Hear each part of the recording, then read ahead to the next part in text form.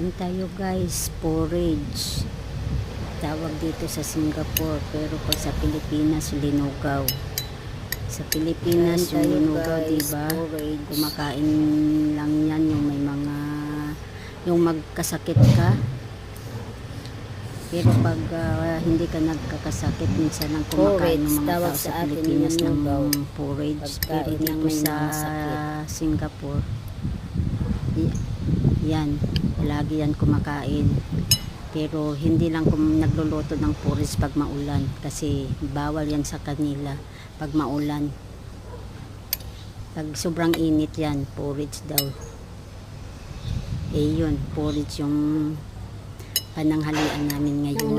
Naunahan mo na yan. may halong gulay. Mayad naunahan mo yan, basura. At saka slice na isda. At saka yung black na egg. At saka yung white na egg, yung parang luto na siya. Yung sa atin, yung tawag dyan, yung parang red, yung violet na itlog na nilagyan ng kamatis. Basta yun na yun, di ko alam.